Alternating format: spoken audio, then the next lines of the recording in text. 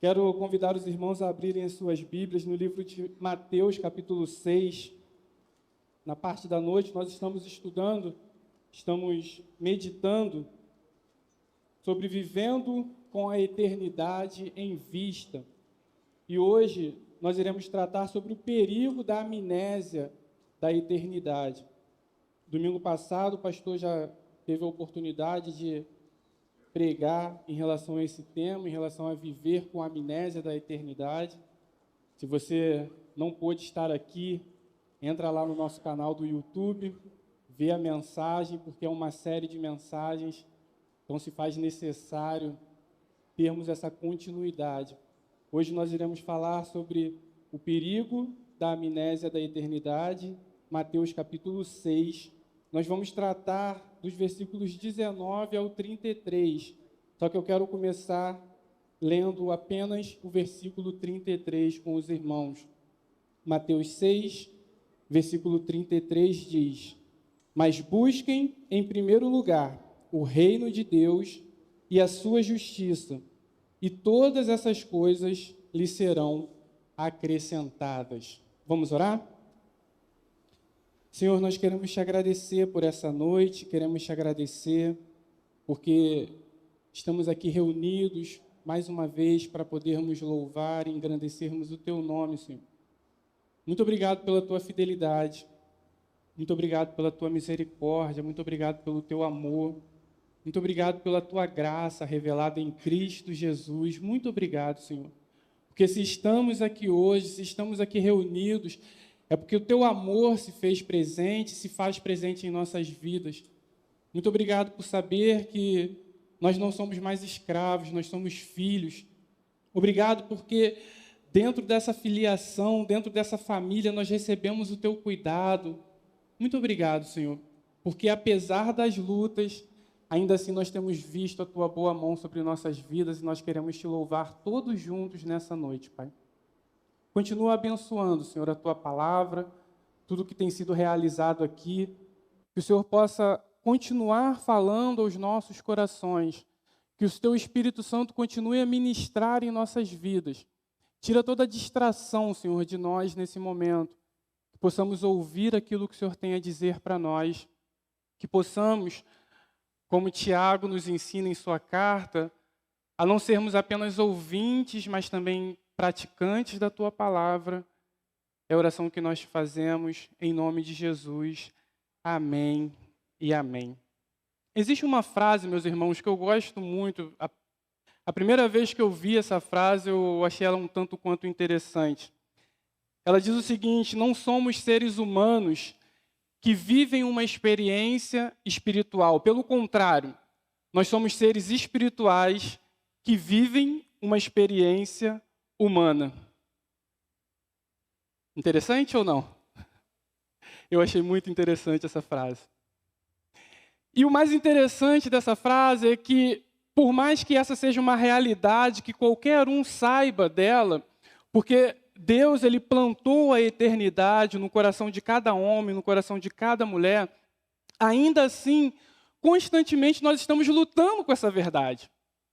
Nós estamos lutando contra o fato de que nós não somos seres humanos que vivem uma experiência espiritual. Não, nós somos seres espirituais.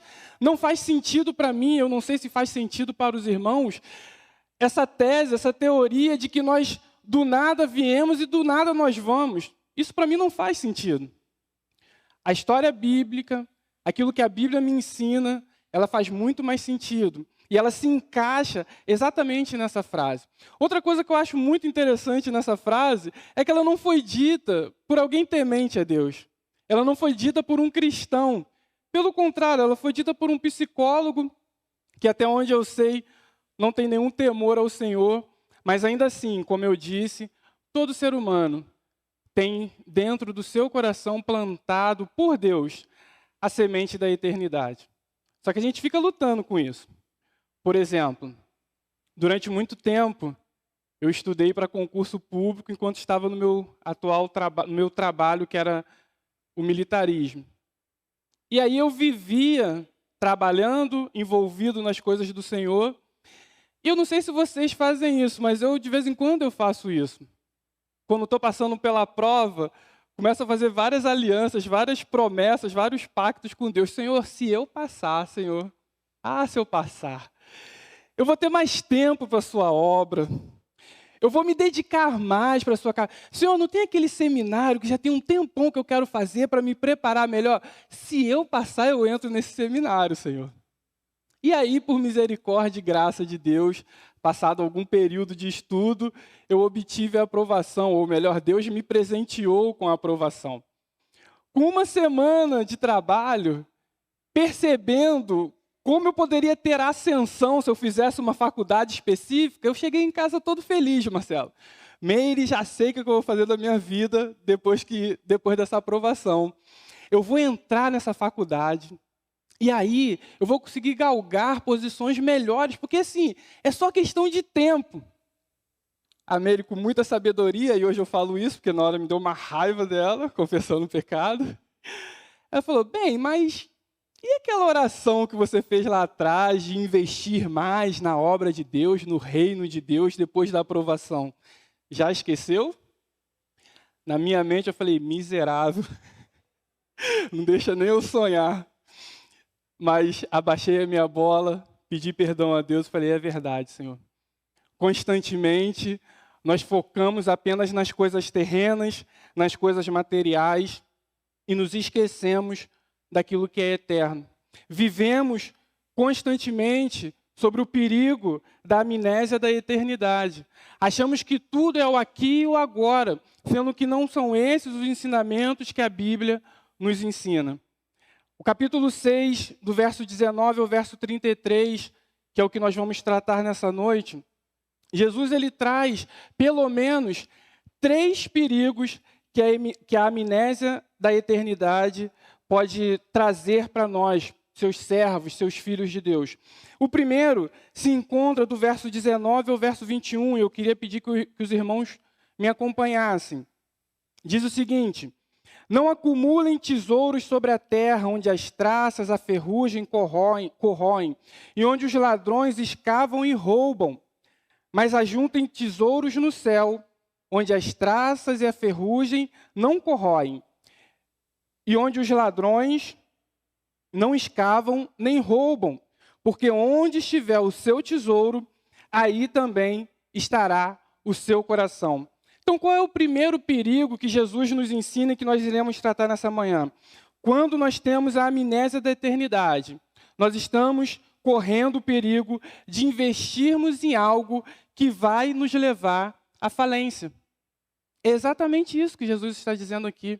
Olha, não adianta vocês acumularem coisas terrenas, não adianta vocês pensarem apenas em ter coisas terrenas. Por quê? Porque a traça vai corroer, porque a ferrugem vai vir, o ladrão vai vir, ou, na melhor ou na pior das hipóteses, nós vamos morrer e tudo vai ficar aí.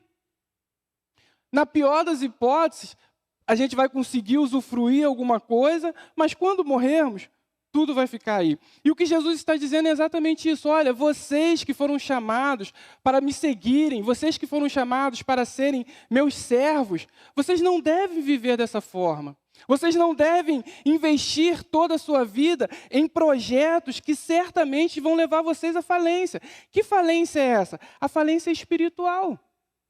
Jesus está nos convidando a não apenas focar nas faculdades da vida que vai nos fazer ter ascensões profissionais. Pelo contrário, Jesus está nos chamando a cumprir os nossos votos e investir a nossa vida, em gastar o nosso tempo naquilo que é eterno, naquilo que está relacionado com o reino de Deus. A grande verdade, meus irmãos, é que muitos, infelizmente, ainda vivem nesse perigo, no perigo da amnésia da eternidade, e têm apenas tratado a sua vida, direcionado a sua vida para bens materiais. Muitas pessoas têm vivido única e exclusivamente para conquistar tesouros na terra. E Jesus vai nos dizer, olha, vocês não podem fazer assim. E Jesus ainda vai dizer mais uma coisa, aonde estiver o seu tesouro, aí estará o seu coração. O coração ele é atraído pelo tesouro. Assim como o ímã, como o ferro é atraído pelo ímã, assim como o girassol é atraído pelo sol, o nosso coração é atraído por aquilo que para nós é um tesouro. E o nosso tesouro nada mais é do que aquilo que nos motiva, que nos acorda de manhã e que nos faz caminhar de acordo com ele. E Jesus vai dizer, olha, prestem atenção, porque onde estiver o tesouro de vocês, o coração de vocês vai estar voltado para isso. E muitos hoje, no mundo materialista que nós vivemos, têm o seu tesouro nas riquezas terrestres e vivem a sua vida em função única e exclusivamente disso. E isso é um perigo daqueles que sofrem da amnésia da eternidade. O tempo passa, o tempo voa. Olha, entregando minha idade aí. Os jovens não vão saber disso. Não vou cantar mais não. O tempo passa. E aqueles que vivem dessa forma, aqueles que vivem voltado apenas para isso, estão acumulando apenas aqui, terrenamente. E Jesus está nos convidando a pensar de uma forma diferente, a colocar os nossos corações naquilo que é eterno, a colocar os nossos corações naquilo que tem valor, onde a traça não consegue desfazer, onde a ferrugem não consegue alcançar, porque aqueles que vivem com a eternidade em vista, vivem dessa forma, entendendo que as riquezas dessa terra são apenas dessa terra, mas lembrando que nós somos seres espirituais, que estamos vivendo uma experiência humana.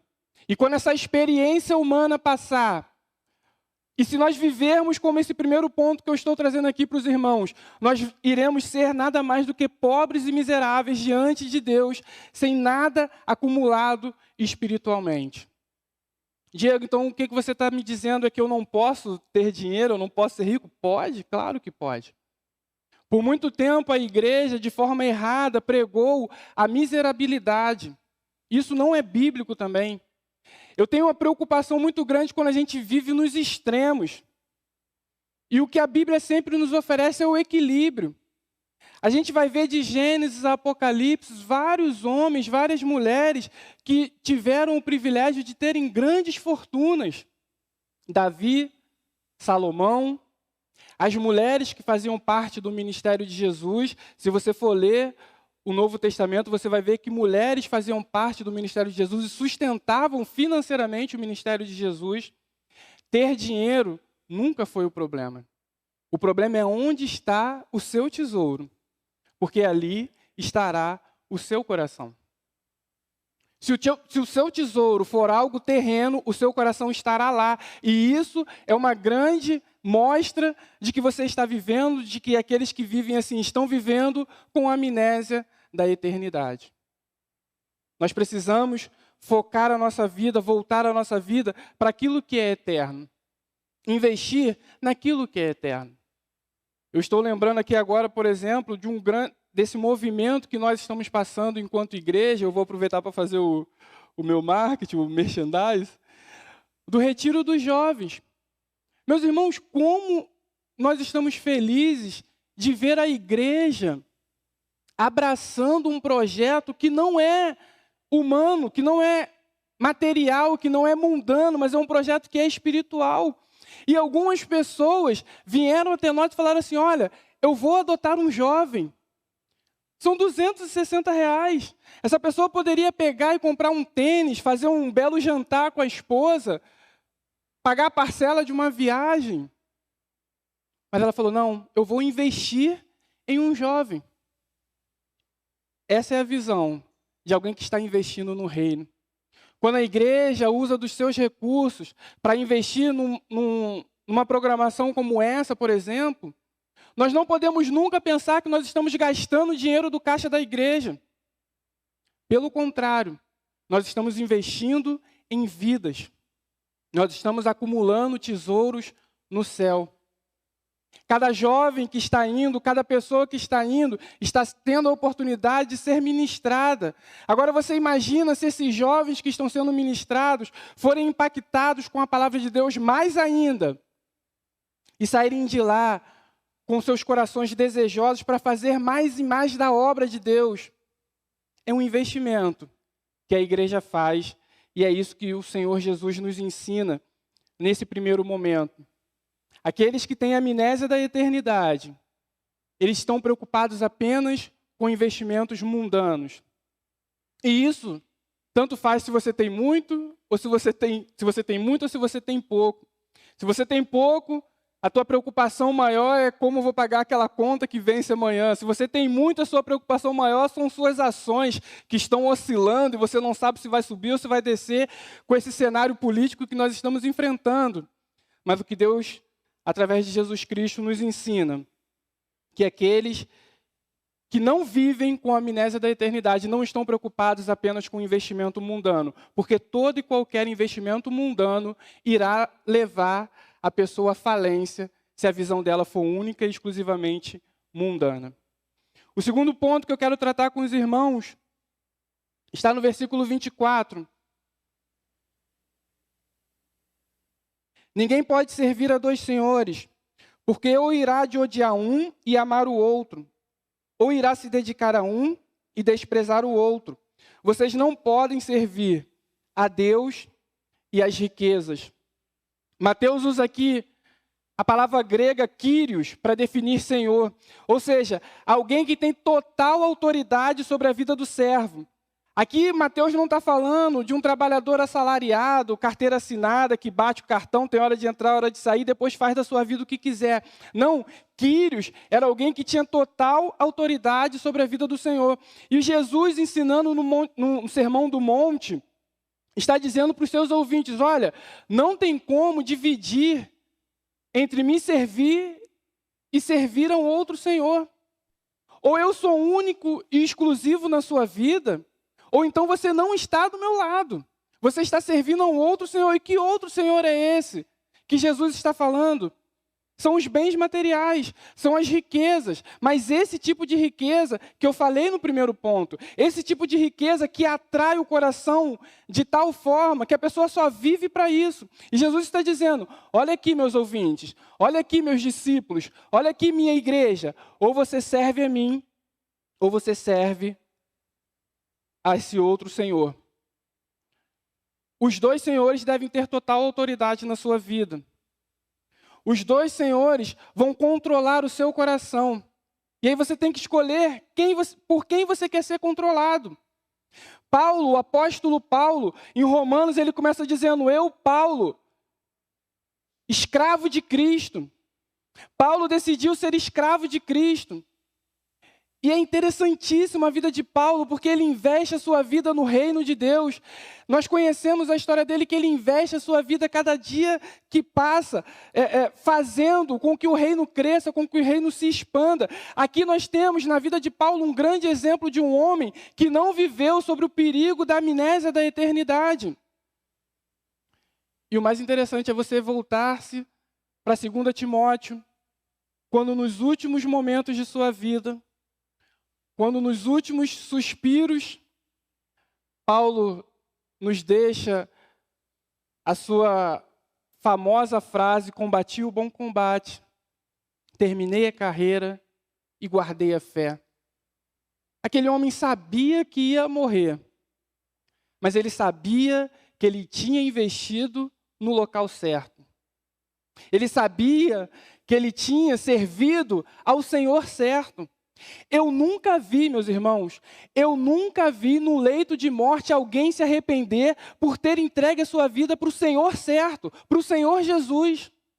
Eu nunca vi alguém murmurar, eu nunca ouvi alguém se lamentar por ter entregue a sua vida para o Senhor que conduziu a vida dele para investir no reino de Deus. Eu nunca vi. Agora, eu já vi pessoas que entregaram a sua vida, o controle da sua vida para o Senhor errado. E no leito de morte, eu já vi essas pessoas falarem, se eu pudesse, eu faria tudo diferente. Eu já vi pessoas que viveram uma vida afortunada, pessoas que viveram uma vida esbanjando riqueza, vivendo para a riqueza, e quando chegar no final da vida, falar, nossa, eu não aproveitei nada do que eu poderia ter aproveitado, e agora eu estou arrependido do tipo de vida que eu vivi. A própria Bíblia vai nos contar de um homem que viu a oportunidade de construir um celeiro maior, de ajuntar cada vez mais e depois botar a sua alma para descansar naquilo que ele tinha juntado. Só que a palavra de Deus diz que em um momento oportuno, o próprio Senhor diz: louco, hoje te pedirão a sua alma. O que você tem preparado é para quem? E aquele homem, depois de ter recolhido tudo aquilo, foi um miserável, um pobre coitado, que entregou a sua vida para o Senhor errado. Aquele homem é um típico caso de alguém que passou pelo problema da amnésia da eternidade. Mas não só ele, os textos bíblicos, os evangelhos sinóticos também, olha eu sofrendo de amnésia, esqueci.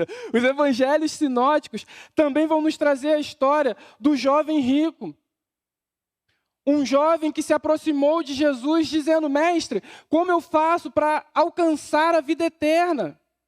Aquele jovem estava, de alguma forma, com a eternidade em vista.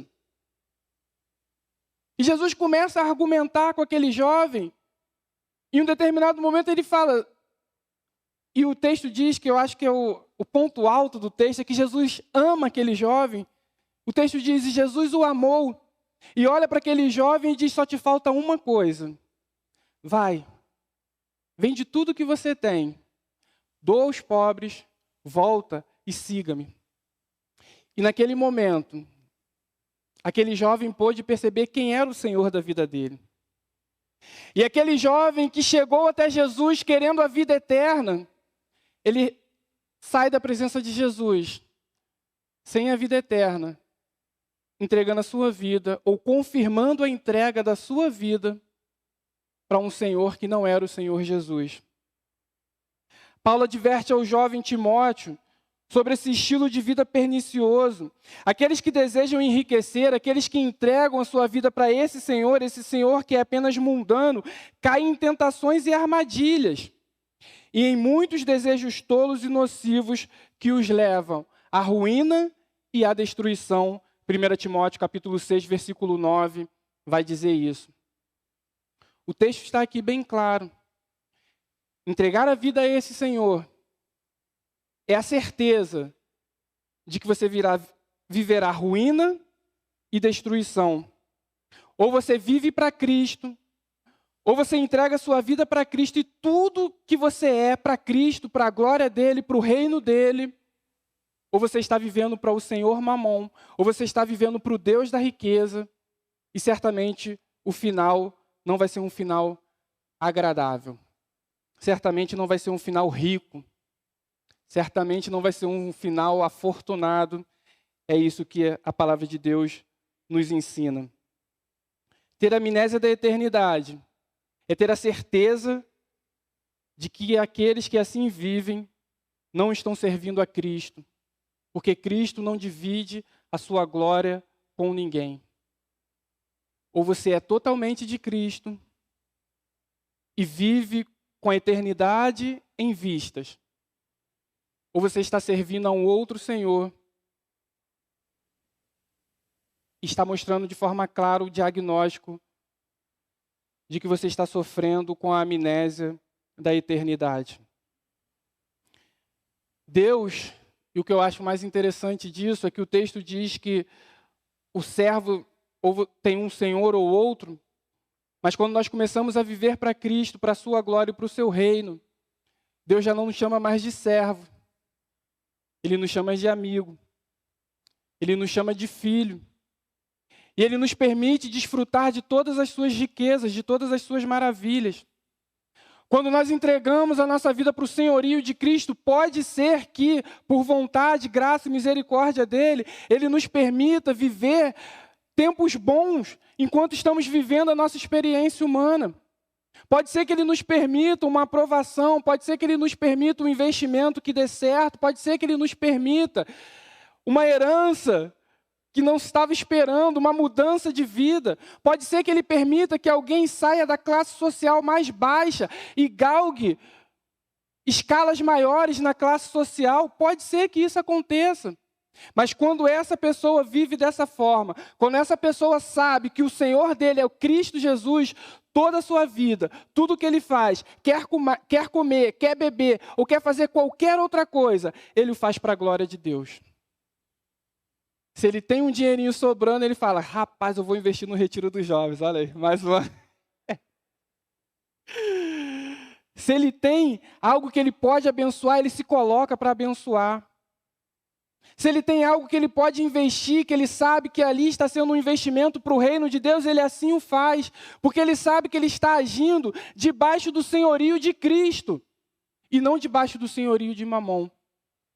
Ele sabe que tudo aquilo que ele faz é para honra e para a glória do Senhor. Quem vive com amnésia da eternidade, não. Ele quer acumular, ele quer acumular, ele quer acumular. Não sei se os irmãos já tiveram a oportunidade de ler o livro Pai Rico e Pai Pobre. Um bom livro para ler em relação a finanças. E nesse livro o autor ele conta algo interessante, que ele fala sobre a corrida dos ratos. E ele fala que a corrida dos ratos é mais ou menos assim, a pessoa começa a trabalhar para ter dinheiro, e depois de ter dinheiro ela faz contas, ela gasta aquele dinheiro. E aquele dinheiro acaba, e o rato que ele fala são os hamsters, né, que fica na gaiolinha, naquela roda. E depois que ele gasta aquele dinheiro, ele tem que fazer o quê? Trabalhar de novo. E aí, quando ele trabalha de novo, ele ganha dinheiro de novo, e aí ele vai e gasta esse dinheiro de novo, e depois que acabou o dinheiro, ele tem que trabalhar de novo, e a vida dessa pessoa é totalmente pautada apenas para isso. Ele está numa corrida dos ratos, não sai do lugar, está num círculo vicioso. É claro que ele fala isso abordando questões de investimento, que se os irmãos ficarem curiosos, comprem o livro para ler, não estou ganhando nada para isso, e os irmãos vão ler, é interessante. Mas se nós formos olhar essa tese que o autor fala, aqueles que entregam a sua vida para o Senhor, que não é Cristo, vivem uma corrida dos ratos. Ganha, gasta e quer ganhar mais para gastar mais, e quer ganhar mais para gastar mais. E esse Senhor aqui, ele é implacável. Se você acordava às 6 horas da manhã e você consegue um valor, agora aquilo já não serve mais, então você começa a acordar às 5 horas da manhã para servir a esse Senhor, e você começa a acordar às 4 para servir a esse Senhor. Porque o que Ele mais quer de você é que você não tenha paz, é que você não tenha tempo para servir ao Senhor certo. Aqueles que vivem com a amnésia da eternidade servem a esse Senhor. E Jesus está chamando os seus discípulos a terem a eternidade em vista, a viverem as suas vidas pautadas pelo reino de Deus, a gastarem seus dinheiros, sua riqueza, sua vida, seus bens para o reino de Deus. É isso que o texto está nos ensinando aqui. E o terceiro ponto, dos versos 25 ao 33, diz o seguinte: por isso digo a vocês, não se preocupem com a vida, quanto ao que irão comer ou beber, nem com o corpo, quanto ao que irão vestir. Não é a vida mais do que o alimento, e não é o corpo mais do que as roupas? Observem as aves do céu, que não semeiam, nem colhem, nem ajuntam celeiros. No entanto, o Pai de vocês que está no céu as sustenta. Será que vocês não valem mais do que as aves? Quem de vocês, por mais que se preocupe, pode acrescentar um côvado ao curso de sua vida? E por que se preocupam com o que vão vestir? Observem como crescem os lírios do campo. Eles não trabalham nem fiam. Eu, porém, afirmo a vocês que nem Salomão, em toda a sua glória, se vestiu como qualquer deles. Ora, se Deus veste assim a erva do campo, que hoje existe e amanhã é lançada no forno, não fará muito mais por vocês, homem de pequena fé? Portanto, não se preocupem dizendo o que comeremos, que beberemos, ou com o que iremos nos vestir, porque os gentios é que se preocupam com estas coisas. O Pai de vocês que está nos céus sabe que vocês precisam de todas elas, mas busquem, em primeiro lugar, o reino de Deus e a sua justiça, e todas essas coisas vos serão acrescentadas. O terceiro ponto, que aqueles que correm o perigo da amnésia da eternidade, é que nós deixamos de apreciar o cuidado de Deus sobre nossas vidas. E eu fiquei procurando que palavra se encaixaria melhor aqui. Deixamos de experimentar, deixamos de ver e apreciar o cuidado de Deus nas nossas vidas. Eu acho que é a palavra que mais se encaixa com aquilo que o texto nos diz. Quando nós vivemos com a amnésia da eternidade, nós deixamos de apreciar o cuidado de Deus. E Mateus está dizendo, segundo as falas de Jesus, olha para a natureza, olha para esses pássaros. Eles estão aí e eles têm o que comer, eles têm o que beber. Olha os lírios do campo, como eles são bonitos. O que Mateus está dizendo é o seguinte, olha, o Deus que criou todas as coisas é o Deus que sustenta todas as coisas.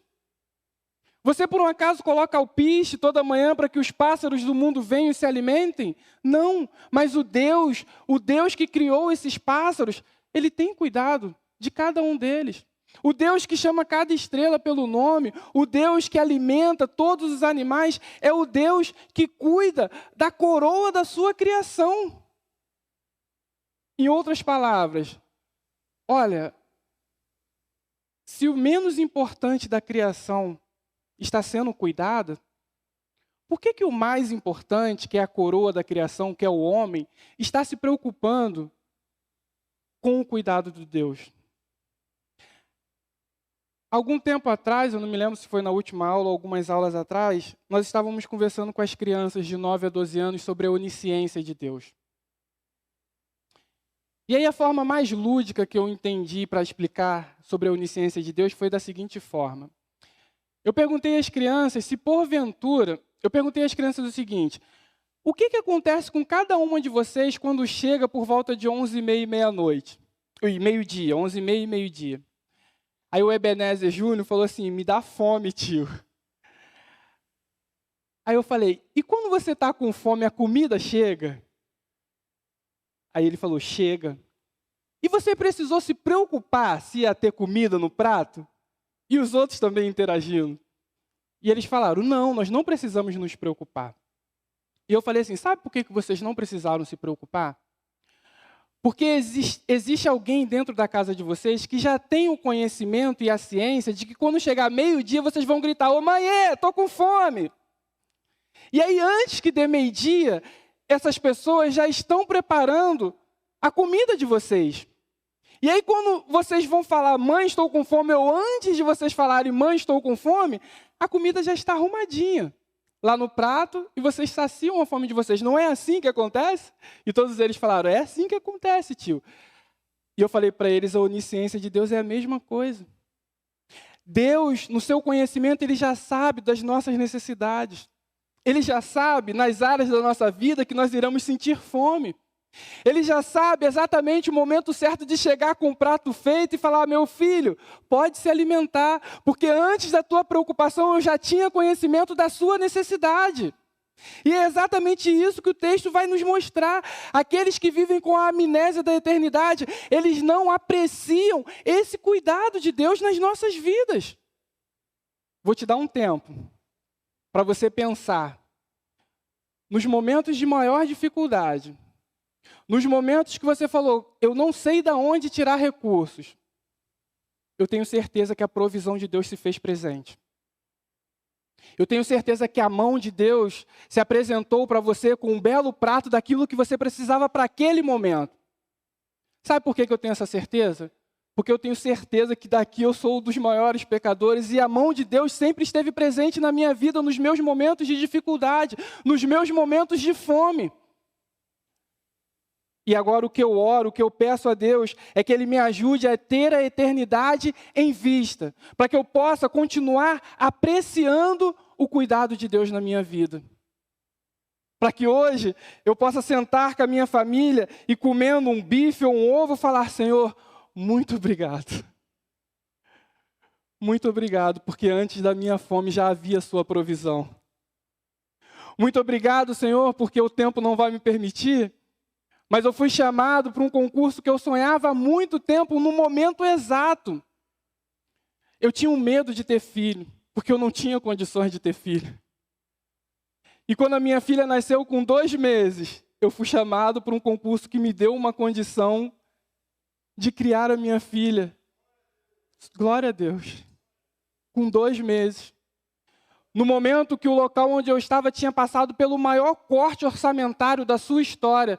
E eu falei, meu Deus, o que vai ser agora? Mas antes da minha necessidade já havia provisão. Porque é assim que o nosso Deus age, meus irmãos. É assim que o nosso Deus faz. E nós precisamos evitar o perigo da amnésia da eternidade, porque senão nós não iremos desfrutar, nós não iremos apreciar o cuidado de Deus em nossas vidas enquanto nós estamos caminhando rumo à eternidade. Conta-se a história de uma mulher desprovida de recursos financeiros, que um dia estava andando com seu filho de colo e chegou numa caverna, ouviu uma voz: entre, pegue tudo que você puder. E aquela mulher entrou naquela caverna, chegou lá, viu tudo quanto era riqueza, diamante, ouro, prata, rubi. E o coração começou a acelerar. Aquela mulher começou a encher o bolso, o braço, todos os meios possíveis para pegar toda aquela riqueza. Ela fez. Deixou o filhinho dela quietinho no lado e foi pegando, e foi pegando, e foi pegando. De repente ela ouviu uma voz novamente falando: olha, falta pouco tempo para você pegar tudo aquilo que você precisa, mas deixa eu te dar um aviso, não esqueça do mais importante. E aquela mulher ficou mais afoita ainda, mais acelerada ainda, e continuou pegando tudo que precisava. E a voz novamente falou: a porta vai se fechar, essa caverna vai se fechar, é hora de você sair. E aquela mulher saiu da caverna. Começou a contar tudo, uma alegria imensurável. Começou a pensar que a vida dela estaria mudada com toda aquela riqueza que ela acumulou, quando ela se deu conta de que ela deixou o filho dentro da caverna, e a caverna nunca mais se abriria. Viver uma vida com a amnésia da eternidade é você esquecer do filho. E se você esquece do filho, você não tem nada. Se você esquece do filho, não valeu a pena nada. Se você esquece de Jesus, você viveu a sua experiência humana, só que você não vai ter nada além da sua experiência humana. O que Deus está nos chamando nessa noite, o que Deus está nos despertando nessa noite, é para nós vivermos com a eternidade em vista.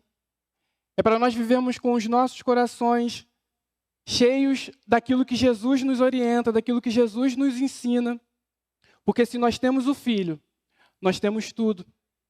Se nós não temos o Filho, por maiores riquezas que você tenha adquirido, por mais bela e rica que seja a sua vida, se você não tem o Filho, você não tem nada. Que Deus nos ajude a vivermos com a eternidade em vista. Que Deus nos ajude a fugirmos do perigo da amnésia da eternidade.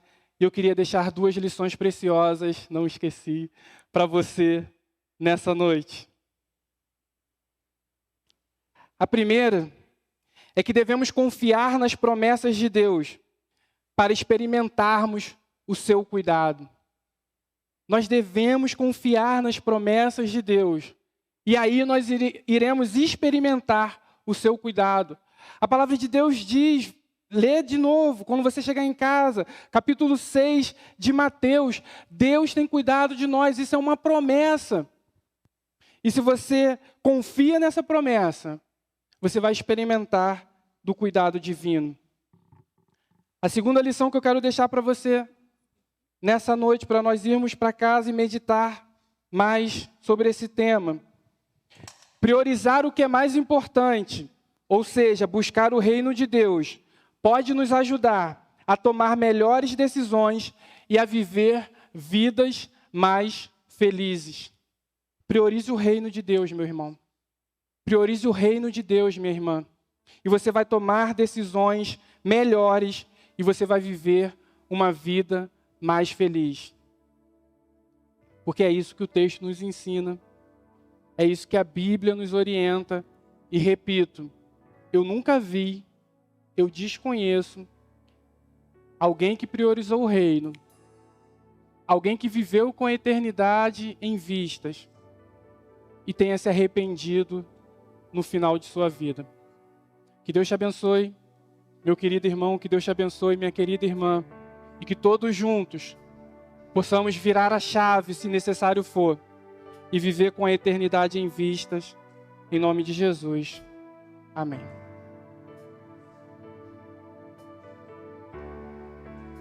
Te dou meu coração e tudo que há em mim. Entrego meu viver por amor a ti.